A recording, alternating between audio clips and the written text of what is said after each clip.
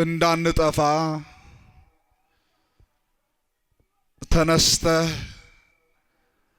አምላክህን ጥራ። ትንቢተ ዮናስ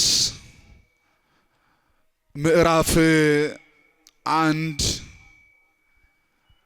ቁጥር 6። እስኪ ሁላችሁም የእግዚአብሔር ልጆች ቃሉን በሉ። ተነስተህ የማይናገር አንደበት እንዳይኖር ተነስተህ አምላክህን ጥራ። ድገሙት እስኪ እንዳንጠፋ በሉ። ተነስተህ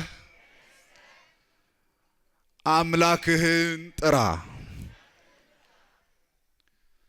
በዚህ ኃይለ ቃል እኔ ቁሜ እናንተም ደግሞ በያላችሁበት ሆናችሁ እግዚአብሔር መንፈስ ቅዱስ እንዲያስተምረን፣ እንዲመክረን፣ እንዲገስጸን ቅዱስ ፈቃዶ ይሆን። ይህንን ቃል የተናገረው የአንዲት መርከብ አዛዥ አለቃ ነው። ይህ ሰው ባጋጠመው ያላሰበው ችግር፣ ባጋጠመው ያላሰበው ፈተና፣ ባጋጠመው በመርከቢቱና በተሳፋሪዎቹ ማዕበልና አውሎ ነፋስ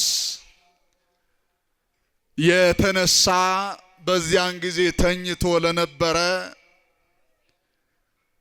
ለዮናስ የተናገረው ቃል ነው። ክርስቲያኖች ልብ ብላችሁ በማስተዋል ሆናችሁ ቃሉን ስሙ። ተኝቶ ለነበረ፣ አንቀላፍቶ ለነበረ፣ በችልታና ብሎም ደግሞ ከሌሎች ጋራ በመተባበር ከሚጮሁት ጋራ አብሮ ባለመጮህ እጆቻቸው ከሚዘረጉት ጋራ እጆቹን ሳይዘረግ ተኝቶ ለነበረ ለነብዩ ለዮናስ እንዳንጠፋ ባክህ ተነስተህ አምላክህን ጥራ አለው። ክርስቲያኖች ይህንን ታሪክ በጥቂቱ እናያለን። ይህንን ችግር ከምን የተነሳ እንደተከሰተ፣ ከምን የተነሳ ደግሞ ሊነሳ እንደልቻለ በጥቂቱ እናይና ወደ ህይወታችን ደግሞ መለስ ብለን በእያንዳንዳችን ላይ ያሉት መከራዎች፣ ፈተናዎች፣ ስቃዮች፣ መውደቅ መነሳቶች፣ ማጣት ማግኘቶች እነሱ ደግሞ ከምን የተነሳ እንደሆነ የኛም ህይወት በዚህ ታሪክ ላይ ተመርኩዘን እናያለን። ነገሩ እንዲህ ነው። አምላካችን እግዚአብሔር ዮናስን ያናገረው ጀመረ። ዮናስ ያናገረው የጀመረው እግዚአብሔር ስለ አንዲት ከተማ ነው። ክርስቲያኖች ልብ ብላችሁ ስሙ። ስለ አንዲት ከተማና በከተማይቱ ውስጥ ስላሉ ህዝቦች ነው። ለእግዚአብሔር የተሰወረ ነገር የለም። ያልተገለጠ ነገር የለም። የማይታይም የተደበቀ ነገር የለም። ስለዚህ እግዚአብሔር የዚያችን ከተማ ሁለመናዋን ሁለ ነገሯን ለዮናስ ይነግረው ጀመረ።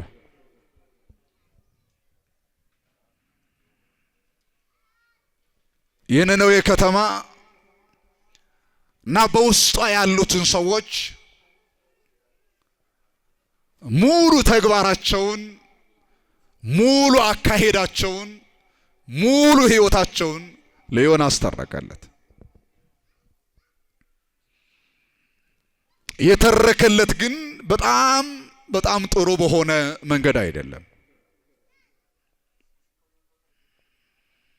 ሕይወታቸው የኃጢአት ሕይወት እንደሆነ፣ ሕይወታቸው በኃጢአት የተበላሸ እንደሆነ፣ ሕይወታቸው በኃጢአት የተጎሳቆለ እንደሆነ፣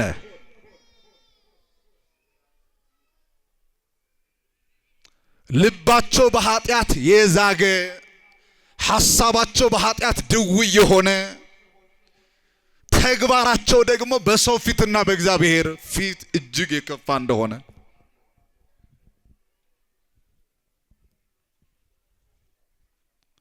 አካሄዳቸው እግዚአብሔርን ደስ የማያሰኝ አካሄድ እንደሆነ፣ እግዚአብሔርንም ደስ የማያሰኘው እነሱም ደግሞ በማይጠቀሙበት ሕይወት ውስጥ እየተመላለሱ እንደሆነ፣ ከእግዚአብሔር ፈቃድ ይልቅ ለራሳቸው ፈቃድ ራሳቸው አሳልፈው እንደሰጡ፣ እግዚአብሔርን ከመስማት ይልቅ ራሳቸውን የሚሰሙ ሰዎች እንደሆኑ፣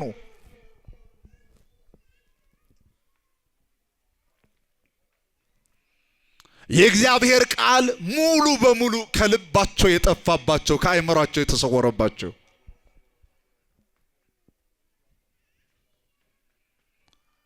ፍጹም እግዚአብሔርን ደስ የማያሰኝ ሕይወት እንዳላቸው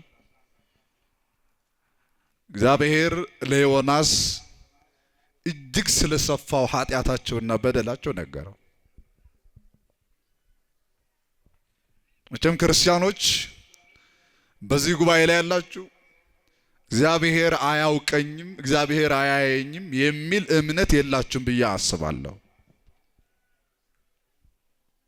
ጽድቃችንንም ኃጢአታችንም ማን ያውቃል? መልሱልኝ እንግዲህ የላቸው። ማን ያውቃል? እግዚአብሔር ያውቃል። ክርስቲያኖች ራሳችሁ እንዳታታሉ፣ ራሳችሁ እንዳትዋሹ። ጽድቃችን ምንም ያክል ከፍ ብናደርገው፣ ኃጢአታችን ምንም ያክል ብንሰውረው ማን ያውቃል? መልሱልኝ እንግዲህ የላቸው። ማን ያውቃል? እግዚአብሔር ያውቃል። ሰዎች ለእነሱ የሚመች ማንነት ስላለን፣ ለእነሱ ስለተመቸናቸው እንደ ጻድቅ ቆጥረውን በቆሙበት ስፍራ ላይ ሁሉ ስለኛ ጽድቅ ሊያወራው ይችላል። የሌለንም ስም ጭምር በመጨመር የኔና እናንተ በጎነት ሊያወራው ይችላሉ። ያልዋልንበትንም የሌለንም ሕይወት ደግሞ እንደ ኃጢአተኛንም ሊቆጥሩን ይችላሉ፣ ስለጠሉን ስላልተመቸናቸው። ወገኖች፣ እግዚአብሔር ሰዎች በመዘኑት ሚዛን አይመዝንም። እግዚአብሔር ሰዎች ባዩት እይታ ልክ አያይም። እግዚአብሔር ሰዎች በፈረዱበት ፍርድ መጠን አይፈርድም። እግዚአብሔር የራሱ ዓይን አለው። እግዚአብሔር የራሱ የሆነ ፍርድ አለው። እግዚአብሔር የራሱ የሆነው መለኪያ አለው። አደራ የምላችሁ በዚህ ዋጋ በተከፈለበት ጉባኤ ላይ የተገኛችሁ ኦርቶዶክሳውያን በምንም አይነት አጋጣሚ ራሳችሁ እንዳትዋሹ። ማን ስለሚያውቀን? በማርያም መልሱልኝ። ማን ስለሚያውቀን? እግዚአብሔር ስለሚያውቀን። በየትኛውም አጋጣሚ ከእግዚአብሔር መደበቅ አይቻልም፣ አይቻልም። በምንም አይነት አጋጣሚ። ስለዚህ ለዮናስ ሙሉ የነነዌን ሕዝቦችን ኃጢአተኝነትን፣ በስፋት ነገረው። ከነገረው በኋላ በዚች ከተማ ላይ አንድ ስልጣን ሰጠው።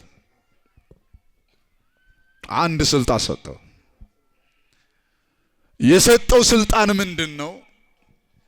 እነዚህ ህዝቦች እንዲመለሱ እግዚአብሔር በበዛው ቸርነቱ በሰፋው ምሕረቱ ታግሷቸው እንዲመለሱም ደግሞ የተለያዩ መምህራንን ልኮ ንስሐ መግባት እንዲችሉ፣ መጸጸት እንዲችሉ፣ ኃጢአትን መተው እንዲችሉ፣ በኃጢአት ምክንያት ሊመጣ ያለውን ጥፋት ማምለጥ እንዲችሉ እግዚአብሔር መምህራንን ልኮላቸዋል።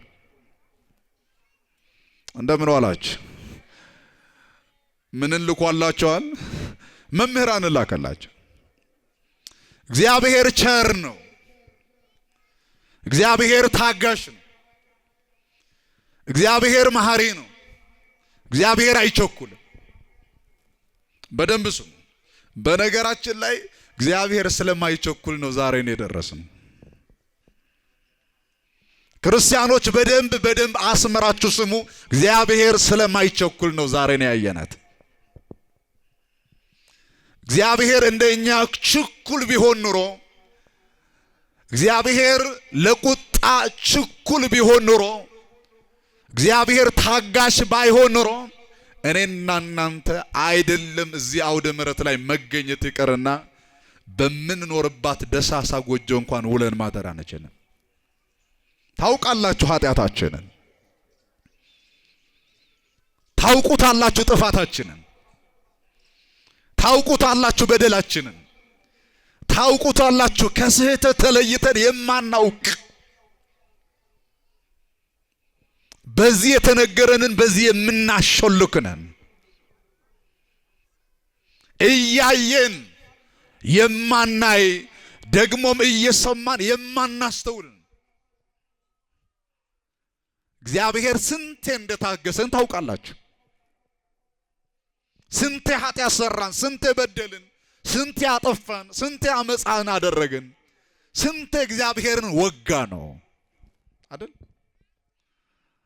እግዚአብሔር ታጋሽ ባይሆን፣ እግዚአብሔር መሐሪ ባይሆን፣ እግዚአብሔር ይቅር ባይሆን ይሄ ሁሉ ዘመን ተሻገረን ዛሬን እንደርስ ነበር?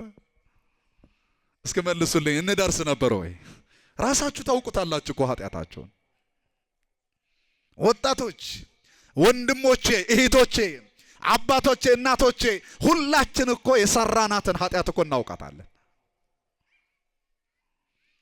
ኃጢአት ጎጂ ነው። ኃጢአት ያስቀስፋል።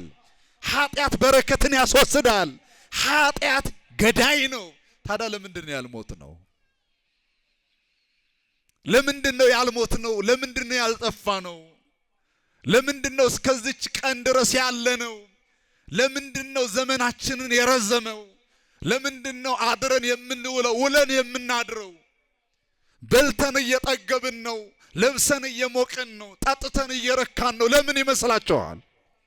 እግዚአብሔር ስለታገሰን፣ ሌላ መልስ የለውም።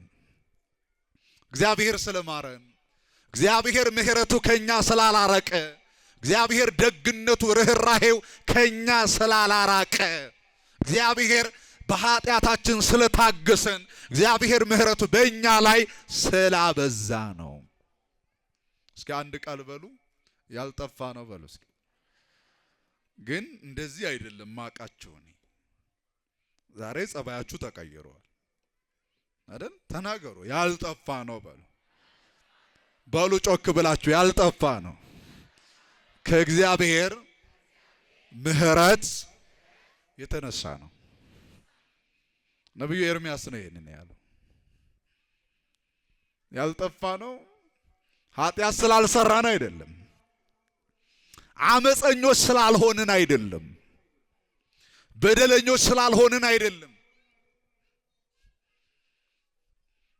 ወይም ደግሞ ቅዱሳን ስለሆንን አይደለም፣ ንጹሃን ስለሆንን አይደለም፣ ነውርና ነቀፌታ ስለሌለብንም አይደለም። ከማን ምሕረት የተነሳ ነው? እስኪ ስለ ምሕረቱ ምስጋና ይገባው። ምስጋና ለስሙ ይሁንልን ወገኖቼ። ስለዚህ እግዚአብሔር ለነዚህ ለኃጢአተኞች በከተማይቱ ውስጥ ላሉ በነዌ ከተማ ላሉ ሰዎች ስለ ኃጢአታቸው ብዛት ከነገረ በኋላ አንድ ስልጣን ሰጥቶ በዚህ ህዝብ ላይ እግዚአብሔር ዮናስን ሾመው። ምን አለው? ወደዚች ከተማ ሂድ፣ የንስሐ ትምህርትም አስተምራቸው። አሁን እግዚአብሔር ዮናስን ያለው ይሄን እንዲመለሱ የሚመለሱበትን የኔን ቃል ነገራቸው። እንዲመለሱ የንስሐ ትምህርት የሚጸጸቱበትን እውነተኛውን የእግዚአብሔርን ቃል ነገራቸው ብሎ አንድ ቃል ደግሞ ከዚህ ጋር አያይዞ ነግሮታል። በሶስት ቀናት ውስጥ የማይመለስ ከሆነ ግን ምን ይላሉ? ይጠፋሉ። እግዚአብሔር ለነሱ የሰጣቸውን ጊዜ ሊጠናቀቅ 3 ቀናት ብቻ እንደቀረ ጭምር ከማስጠንቀቂያ ጋር ለዮናስ ይነግረው። ዮናስ ይሄንን መመሪያ ከእግዚአብሔር ከተቀበለ በኋላ አንድ ነገር ብቻ ሆኖ አሰበ። እንደምን ዋላችሁ? በጣም አስተዋይ ነው። ማስተዋልም ያለው ሰው ስለሆነ እግዚአብሔር መንፈስ ቅዱስም ከሱ ጋር ስለሆነ ነገሮችን ቆም ብሎ መመርመር ጀመረ። ከራሱ ጋር ሆኖ ነገሮችን ሲመረምር አንድ ነገር ትዝ አለው። እኔ ወደ ነነዌ ሄጄ ማደርገው ይሄን ንስሐ ግቡ እስከ በሉ። ንስሐ ምን በሉ ነው? ግቡ። ንስሐ ግቡ ማለት ምን ማለት ነው? ከኃጢአት ወደ ጽድቅ ተመለሱ፣ አመፀኝነትን ተው፣ ክፋትን ተው፣ በደልን ተው፣ ከበደላችሁ ከኃጢአታችሁ ከአመፀኝነታችሁ ተመለሱ። የማትመለሱ ከሆነ ግን እግዚአብሔር ከ3 ቀን በኋላ በኃጢአታችሁ ትጠፋላችሁ ብዬ አስተምራለሁ አለ። የተሰጠኝ ከእግዚአብሔር መመሪያው ይሄ ነው። ይሄንን ተግባር እያከናወንኩ ግን እግዚአብሔርን አውቀዋለሁ አለ። እስኪ ንገሩኝ፣ ማንን አውቀዋለሁ? አረ ንገሩኝ፣ ማንን አውቀዋለሁ? እግዚአብሔር ደግሞ አውቀዋለሁ። እኔ ትጠፋላችሁ ብዬ እየሰበኩኝ እያስተማርኩኝ፣ እግዚአብሔር ደግሞ ርሁቀ መዓት ወብዙሃ ምህረት፣ መዓቱ የራቀ ነው፣ ምህረቱ ብዙ ነው። ስለዚህ ጨክኖ ስለማያጠፋቸው ሊምራቸው ይችላል። እስኪ ንገሩኝ፣ ምን ሊላቸው ይችላል? አረ ንገሩኝ፣ ምን ሊላቸው ይችላል? እግዚአብሔር ሊምር ይችላል። እግዚአብሔር ይቅር ይላቸዋል። እግዚአብሔር አያጠፋቸው። እግዚአብሔር አይጨክንባቸው። አያችሁ፣ ዮናስ ያውቃላ፣ የእግዚአብሔርን ደግነት ጠንቅቆ ያውቃላ። የእግዚአብሔርን ርህራሄ ጠንቅቆ ያውቃላ። የእግዚአብሔርን ምህረት ጠንቅቆ ያውቃላ። አሁን አንድ ጥያቄ እስኪ ልጠይቃችሁ። አብዛኞቻችን ለምንድን ነው ንስሐ ማንገባው? ለምን ይመስላችኋል? አባቶቼ፣ እናቶቼ፣ ወንድሞቼና እህቶቼ ለምንድን ነው ንስሐ ማንገባው? የእግዚአብሔርን ምህረት፣ የእግዚአብሔር ርህራሄ፣ የእግዚአብሔርን ይቅርታ መረዳቱ እኮ በጥቂቱ ስለሆነ ወገኖቼ፣ ምንም ያክል ብናጠፋ፣ ምንም ያክል ብንሳሳት፣ ምንም ያክል በደለኞች ብንሆን ማን ይቅር ባይ ነው? ድምጽ ፈልጋለሁ። ማን ይቅር ባይ ነው? እግዚአብሔር ይቅር ባይ ነው። ግድ የላችሁ የኃጢአተኝነትን ስሜት እየተሰማችሁ ያላችሁ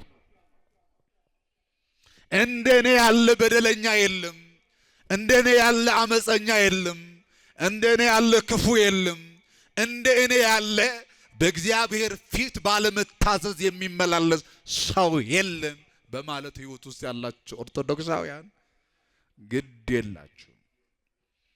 ይህንን ህይወት ተውና ይቅርታ ፈልጋችሁ ወደ እግዚአብሔር ተመለሱ። ማን ይቅር ባይ ነው?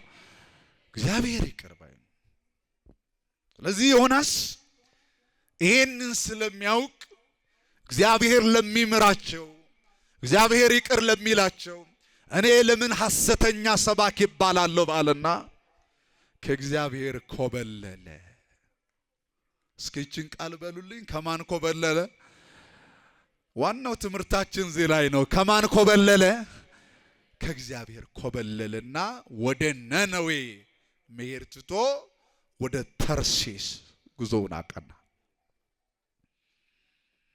የእግዚአብሔር ፈቃድ በዮናስ ላይ ወደ ማን ተጓዝ ነው? ወደ ነነዌ።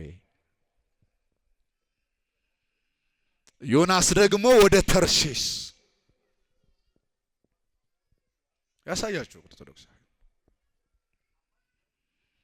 አሁን የኛን ጉዞ የኛን ህይወት ደግሞ ይዩት በደንብ። እና ዮናስ ወደ አንዲት መርከብ ገብቶ ከዚያን በኋላ ወደ ተርሴስ የሚሄድ ዘንድ ዋጋ ሰጥቶ ወደ እርሷ ገባ። አሁን ጉዞውን በመርከብ ላይ ተሳፍሮ እግዚአብሔር ሂድ ወዳላለው፣ እግዚአብሔር ተጓዥ ወዳላለው፣ እግዚአብሔር ሂድ ወዳላለው ወደ ተርሴስ ጉዞ ነው።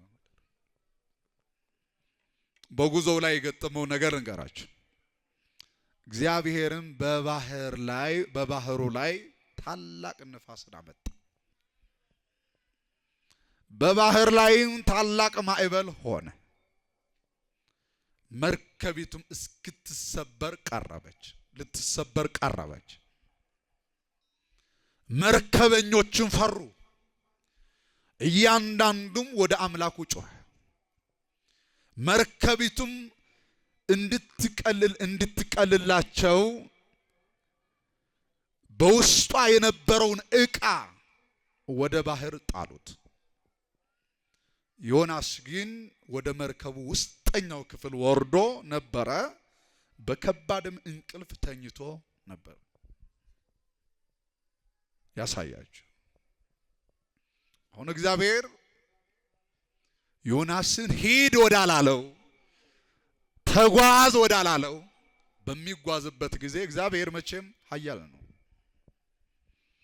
ከእግዚአብሔር ትእዛዝ ውጭ ሆናለው ዝም ብሎ አጉል ትዕቢት ነው። ሁሉም የእግዚአብሔር ነው። እስከ መልሱልኝ፣ ሁሉ የማን ነው? አረ ኦርቶዶክሳውያን መልሱልኝ፣ ሁሉ የማን ነው? የእግዚአብሔር ነው። በምስራቅም ሂዱ በምዕራብ፣ በሰሜንም ሂዱ በደቡብ፣ ወደ ሰማይም ሂዱ ወደ ጥልቁ ማን አለ? አረ ንገሩ፣ ማን አለ? እግዚአብሔር የተርሴስን መንገድ ዘጋበት። የተርሴስን መንገድ እግዚአብሔር ስላልፈቀደው በዮናስ ጉዞ ላይ ዘጋበት።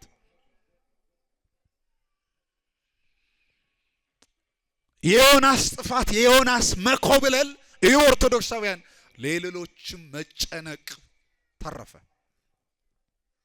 የአንዳንዶቻችን በደል፣ የአንዳንዶቻችን ጥፋት፣ የአንዳንዶቻችን ኃጢአት ለልጆቻችን ለቤተሰቦቻችንም ይተርፋል፣ ለሀገርም ይተርፋል፣ ለወገን ይተርፋል። በዚህ ዘመን በተለይ ደግሞ እቺ ኦርቶዶክሳዊ ተዋሕዶ ቤተክርስቲያን በብዙ እየተጨነቀች በብዙ እየታወከች ያለች ለምን ይመስላችኋል? በአንድና ሁለት ሶስት ኃጢአት ምክንያት እኮ ነው። ኃጢአተኛ ምክንያት እኮ ነው ወገኖቼ። በአንዱ ጥፋት፣ በአንዱ በደል፣ በአንዱ አመፀኝነት በመርከቢቱ ውስጥ የነበሩ ሁሉ የሚያስጨንቅ ፈተና ውስጥ ወደቁ። በአንዱ የዮናስ መኮብለል፣ በአንዱ ዮናስ ለእግዚአብሔር ባለመታዘዝ መርከቢቱ ልትሰበር ደረሰች። በመርከቢቱ ውስጥ የነበሩ ሰዎች ዕቃዎቻቸው ሁሉ የያዙት የጨበጡት አንዳች ሳይቀር ወደ ባህር ጣሉ። ባዶ እጃቸው ቀሩ። ምን እስኪ ከዚህ ምንድነው የምትማሩት ወገኖች? በተለይ ደግሞ ወላጆች፣ አባቶች፣ እናቶች ባካችሁ ለወለዳችኋቸው ልጆች ስትሉ ለእግዚአብሔር ታዘዙ። ባካችሁ ለአብራካችሁ ክፋዮች ስትሉ ባካችሁ፣ እናቶች የማህፀናችሁ ፍሬ ስለሆኑ ስለ ልጆቻችሁ ስትሉ ባካችሁ ለእግዚአብሔር እሺ በሉት። ለእግዚአብሔር ታዘዙ። ከእግዚአብሔር አትኮብልሉ። ምክንያቱም በእኛ ለእግዚአብሔር ባለመታዘዝ በእኛ በእግዚአብሔር ፊት በምናደርጋቸው አመፃዎች ሁሉ ለልጆቻችን የምናተርፈው መዘዝ ቀላል የሚባል አይደለም። ቀላል የሚባል አይደለም። አያችሁ ዮናስ ለእግዚአብሔር አለመታዘዝ እንዲህ ሆነ። ዮናስ ግን ወደ መርከቢቱ ውስጠኛ ገብቶ በከባድ እንቅልፍ ውስጥ ነበር። ከዛ የመርከቡ ማለቃ ሁሉም ሲጮሁ፣ ሁሉም ወደ አምላኩ ሲጮህ ሲማጸን አየና ዮናስ ግን ተኝቶ ወደ ተኛው በመከራ ውስጥ ሆኖ በስቃይ ውስጥ ሆኖ በፈተና ውስጥ ሆኖ ተኝቶ ወዳለው ወደ ዮናስ ቀረበና ምን ነው ተኝተሃል አለው። የሚያስተኛ ነገር እኮ የለም። እንደምን ዋላችሁ? አረ የሚያስተኛ ነገር አይደለም። ዮናስ የተኛበት ሰዓት የሚያስተኛ ሰዓት አይደለም። ዮናስ ያንቀላፋበት ሰዓት የሚያንቀላፋበት ሰዓት አይደለም። መርከቢቱ ለመሰበር ተቃርባለች። ሰዎች አንዳች ነገር ሳይቀሩ በመርከቢቱ የጫኗቸውን ዕቃዎቻቸው ሁሉ ጥለዋል። ከደረሰባቸው ፈተናና መከራ የተነሳ የማይጮህ ዋይ ዋይ የማይል የለም። ያሳያችሁ ኦርቶዶክሳዊ። በዚህ ሰዓት ግን ዮናስ ምን ብሏል? ተኝቷል። የመርከቢቱ ማለቃ ቀርቦ ምን ነው ተኝተሃል አለው። ያስብላል። አዎ አንዳንዶቻችን ኦርቶዶክሳውያን በተለይ በዚህ ዘመን ያለ ነው በተለያዩ አካባቢዎች ወይም ደግሞ በሰፈር ሊሆን ይችላል ችግሮች ሲሰሙ ሲጮሁ ሰዎች ስቃይ ላይ ሆነው ዝም ብለን ለሽ ብለን እንተኛለን አይደል? እነሱ ቆስለው ደቀው መከራው አልላቀቅ ብሏቸው ፈተናውን በጫንቃቸው ላይ ወርዶባቸው ያንን በጫንቃቸው ላይ ያለው ፈተና አልወገድ ብሏቸው ከፈተናው ጽናት የተነሳ ከመከራው ክብደት የተነሳ እየጮሁ እያለቀሱ ዋይ ዋይ ያሉ የተኛን ሰዎች አለን አይደል? ምንም የማይመስለን። አሜን በሉ። እግዚአብሔር ወደ ልባችን ይመልሰን። ግድ የላችሁ ከሚያለቅሱ ጋር አብታችሁ አለቀሱ።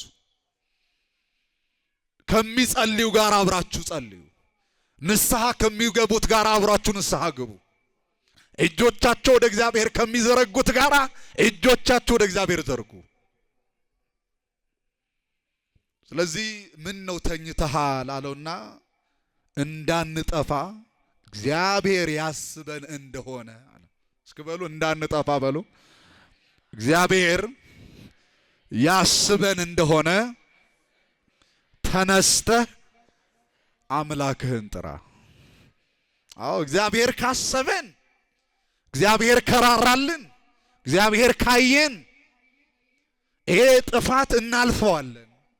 ይሄንን መከራ እናልፈዋለን። ይሄንን ስቃይ እናልፈዋለን፣ እንሻገረዋለን። እግዚአብሔር ካላሰበን ግን ይሄንን ችግር ልናልፈው አንችልም። እንዲያ እንድናልፈው እግዚአብሔር እንዲያስበን ግን አንድ ተግባር አከናወን አለው። ምንድነው እሱ? ተነስተህ ማንን ጥራ አለው? የሚያስበንን የሚራራልንን ደግሞ ከዚህ መከራ የሚታደገንን ከዚህ ፈተና የሚታደገንን ከዚህ አስጨናቂና አጣብቂኝ ከሆነው መከራ የሚያተርፈንን አምላክህን ባክህ ጥራ አለው። እሱ ተጠርቶ ካልደረሰልን እሱ ካልተጠራ በእውቀታችንም በጥበባችንም በገንዘባችንም ባለን ነገር ሁሉ ምናልፈው አይደለም። ምናልፈው ይሄንን መከራ ይሄንን ችግር ይሄንን ፈተና ምናልፈው እግዚአብሔር ሲያስበን ነው አለ። እስኪ ንገሩ፣ ማን ሲያስበን ነው? በማርያም ንገሩ፣ ማን ሲያስበን ነው? እግዚአብሔር ሲያስበን። ችግሩ የሚታለፈው እንደዚህ ነው። ፈተናው የሚታለፈው እንዲህ ነው። እግዚአብሔር ካላሰበን፣ እግዚአብሔር ካላየን፣ እግዚአብሔር ካልጎበኘን፣ እግዚአብሔር ካልተመለከተን ግን መከራው ያሸንፈናል። መቃብራችን በዚህ ባህር ውስጥ ነው የሚሆነው። ስለዚህ አሁን ማድረግ ያለብህን የሚጠበቅብህን አንድ አማራጭ ነው ያለው። እሱ ምንድነው ብትለን አምላክ መጥራት ነው። አይሻልም? አምላክን መጥራት ንገሩኝ እንጂ አይሻልም ወይ? ኦርቶዶክሳውያን በዚህ ጉባኤ ላይ ያላችሁ አንድ ነገር በዚህ አጋጣሚ ይሄን መልእክት ስሙ። በዚህ አጋጣሚ ይብዛም ይነስም ችግር አለ ከኛ ጋር አለ የለም? አለ። በእያንዳንዳችን ህይወት ይብዛም ይነስም ችግር አለ። ግን አትሞክሩት። አንዳንዶቻችሁ በሰዎች ጥበብ የተደገፋችሁ አላችሁ። አንዳንዶቻችሁ ሌላ ላይ አይናችሁን ያሳረፋችሁ አላችሁ። አንዳንዶቻችሁ ገንዘብ ላይ ተስፋ ያደረጋችሁ አላችሁ። ግድ የላችሁም። አንድ ተስፋ ነው ያለን፣ አንድ አማራጭ ነው ያለን። እሱ መድኃኔ ዓለም ነው። ምንም ጥርጥር የሌለው የምንተማመንበት እውነተኛው መተማመኛችን፣ እውነተኛው ተስፋችን፣ ችግርን ከላያችን ላይ የሚያስወግድልን፣ ቀና ቀና የሚያደርገን፣ የሚያሳርፈን፣ የከበደንን ሸክም የሚያስወግድልን አንድ እሱ መድኃኔ ዓለም። ታዲያ ወደ እሱ መቅረብ ነው። ይሄ የመርከቢቱ አለቃ እኮ ትክክል ያውቃል።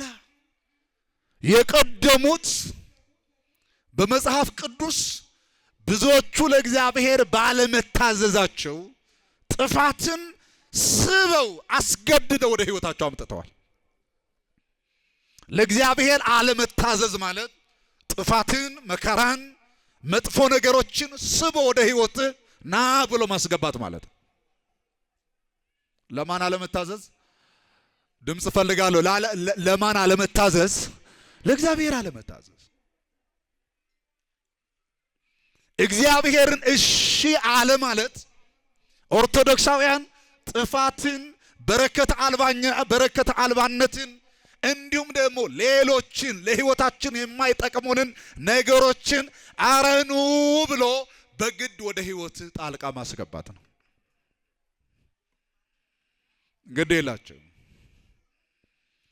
ኦርቶዶክሳውያን። ከዕለታት በአንድ ቀን በዚህ በሐዋርያት ሥራ ምዕራፍ 5 ላይ የተጻፈ ቃል አለ። ቅዱስ ጴጥሮስና ቅዱስ ዮሐንስን እነዚያ ክርስትናና ክርስቶስን የማይወዱ ማህበረ አይሁድ የሚባሉ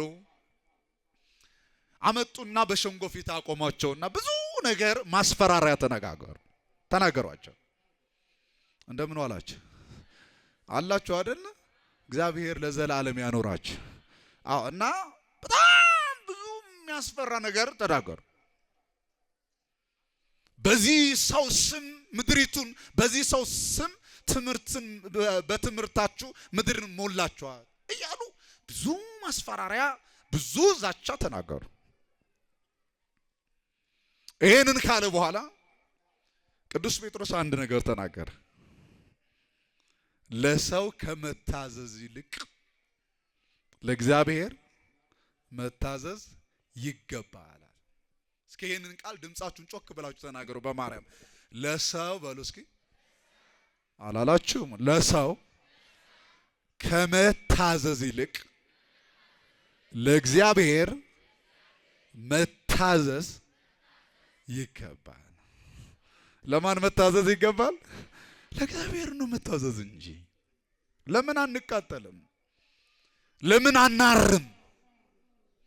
ለምን ወደ አመድነት አንቀየርም? ለምን በህይወት አይደለም በሞት አንኖርም? በሞት ህይወት ውስጥ አናልፈም? ለማን መታዘዝ ይገባል አለ? ለእግዚአብሔር መታዘዝ ነው የሚሻለው። ለእግዚአብሔር ባለመታዘዝ የሚመጡ መዓቶች አሉ፣ ቁጣዎች አሉ፣ ማንዋጣቸው፣ ማናሸንፋቸው፣ አንገታችን እንድንተደፋ የሚያደርጉን ብዙ መዘዞች ይመጣሉ። ስለዚህ ወገኖቼ ከመጡብን መከራዎች፣ ከመጡብን ፈተናዎች፣ ከመጡብን ስቃዮች ግን የሚታለፈው ማንን በመጥራት ነው? አረ ንገሩኝ፣ ማንን በመጥራት ነው? እግዚአብሔር በመጥራት። እቺ የተወሰነውን የእግዚአብሔርን ቃል ለ5 ደቂቃ ብቻ ነግራችሁ ትምህርትን ጨርሳለሁ። ዳዊት የተናገረውን ሌላውን ቀጣይ ነገም ስላለ ከነገ ወዲያም ስላለ መምህራኑ ይጨርሱታል። ግን አሁን በመኮብለል የሚመጣውን መዘዝ ከዛ ከመጣው መዘዝ ደግሞ እንዴት እንደሚዳን ነው። ይሄንን በደንብ ጨብጣችሁ እንድትሄዱ ነው። በዚህ በመዝሙረ ዳዊት መዝሙር 107 ቁጥር 28 ላይ በተጨነቁ ጊዜ ወደ እግዚአብሔር ጮኹ በሉ። እስኪ ድምጻችሁን ጮክ አድርጋችሁ በተጨነቁ ጊዜ በሉ። በተጨነቁ ጊዜ ወደ እግዚአብሔር ጮኹ፣ ከመከራቸውም አዳናቸው። ድገሙልኝ እስኪ። ከመከራቸውም አዳናቸው። እዩ፣ በደንብ አስተውሉ። በተጨነቁ ጊዜ አይደል? ወደ ማን ጮኹ? ንገሩ እንጂ ወደ ማን ጮኹ? ወደ እግዚአብሔር ጮኹ። ከመከራቸውም ምን አላቸው? አዳናቸው። አውሎውንም ጸጥ አደረገ፣ ሞገዱም ዝም አለ። አረ ክብርና ምስጋና ለዚህ ጌታ ይሁን። አያችሁ አይደል? ውጤቱ ግን ወገኖቼ አውሎ ንፋቱ ጸጥ እንዲል ሞገዱም ዝም እንዲል ከመከራቸው ለመዳን ግን ወደ ማን በመጮኻቸው ነው? ንገሩ እንጂ ወደ ማን በመጮኻቸው ነው? ወደ እግዚአብሔር በመጮኻቸው ነው። አንድ ቃል ልጨምርላችሁ፣ በተለይ ደግሞ ለዚህ ሐሳብ መደምደሚያ የሚሆን ትንቢተ አሞጽ ምዕራፍ 5 ቁጥር 15 ላይ ክፉን ጥሉ፣ መልካሙንም ውደዱ፣ በበሩንም አደባባይ ፍርድን አጽኑ፣ ምናልባት የሰራዊት አምላክ እግዚአብሔር ለዮሴፍ ቅሬታ ይራራ ይሆናል አለ። አሁን ዋናው እንድትይዙልኝ ክፉን ጥሉ፣ መልካሙን ውደዱ። እስኪ በሉ ይሄንን ቃል ክፉን በሉ እስኪ። ጥሉ፣ መልካሙንም ውደዱ። ወገኖቼ ፈተና እንዳይመጣ ስቃይ ውስጥ እንዳንወድቅ መጀመሪያ ምርጫችን ማድረግ ያለብን ክፉን መጥላት፣ በጎውን መያዝ። ዮናስ ከእግዚአብሔር በመኮብለሉ ከመልካሙ ይልቅ ክፉን በመውደዱ መልካምን ከመውደድ ይልቅ ክፉን በመውደዱ አለመታዘዝን ምርጫ በማድረጉ በዚህ መከራ፣ በዚህ ፈተና፣ በዚህ ስቃይ ውስጥ እንዲወድቁ ነው። ነገር ግን በዚህ አጋጣሚ ደግሞ ይሄንን ታሪክ ስናይ ከዚህ ወሰድነው ትምህርት አለ። ለእግዚአብሔር ካለመታዘዝ የሚመጣው ፈተና ለመትረፍ ለማን መታዘዝ ነው? ነገሩ እንጂ ለማን መታዘዝ ነው? ለእግዚአብሔር መታዘዝ። አይ አንድም ደግሞ ማን ነው እንድትይዙ የሚፈልገው? በአንድም በማወቅም ይሁን ባለማወቅ የመጣብን መከራስ በምንድን ነው የሚወገደው ቢሉ ወደ ማን በመጮህ ነው? ንገሩኝ እንጂ ማንን በመጥራት ነው? እግዚአብሔር በመጥራት። ኦርቶዶክሳውያን ለእግዚአብሔር መታዘዝ ማለት ምንድን ነው? እንድንሆንለት የሚፈልገው እግዚአብሔር ልጆቹ ነን አይደል? እዚህ ያለን ሁላችንም የማ ልጆች ነን? የእግዚአብሔር ልጆች። የማንም አይደለም። በዚህ እርግጠኛው የማንም አይደለም፣ የእግዚአብሔር ልጆች ነን። አባታችን እግዚአብሔር ከሆነ እኛ ደግሞ ልጆች ከሆነን መታዘዝ ያለብን ለማን ነው? ለእግዚአብሔር ለአባታችን ነው። ምንድነው እንድንታዘዝለት የሚፈልገው? ክፉን እንድንጠላለት እግዚአብሔር ይፈልጋል። መልካሙን ብቻ ምርጫችን አድርገን እንድንኖር እግዚአብሔር ይፈልጋል። ለእግዚአብሔር መታዘዝ ማለት ይሄ ነው። ኦርቶዶክሳውያን ለማንም ብለን አይደለም፣ ለሚወደን ለእግዚአብሔር ስንል፣ ለወደደን ለእግዚአብሔር ስንል፣ ቀራንዮ ላይ ለሞተልን ለእግዚአብሔር ስንል፣ ቀራንዮ ላይ ዋጋ ለከፈለልን በዋጋም ለገዛን ለመድኃኔዓለም ስንል ክፉን ጠልተን መልካሙን መውደድ አለብን። ሁለተኛው ብናጠፋም ብናመጽም ግን ንስሐ መግባት አለብን። እስኪ ንገሩ፣ ምን መግባት አለብን? ንስሐ መመለስ፣ መጸጸት፣ ኃጢአትን መተው፣ ኃጢአትን በቃይ ማለት አለብን። ሶስተኛውና የመጨረሻው የእሱን ስጋ መብላት፣ የእሱን ደም መጠጣት። ኦርቶዶክሳውያን ይሄ ምርጫ የሌለው ጉዳይ። ግድ የላችሁም ዛሬ የእሱን ስጋ መብላት፣ ደሙን መጠጣት። በእንዲህ አይነት ህይወት የምንመላለስ ከሆነ ጥፋት አይቀርበንም፣ ፈተና አይቀርበንም። ፈተናም ጥፋትም ቢቀርቡን ግን በድል እናልፋለን። ማን ከኛ ጋር ስለሆነ ስላስተማረን እግዚአብሔር ስሙ የተመሰገነ ይሁን። ወስብሐት ለእግዚአብሔር።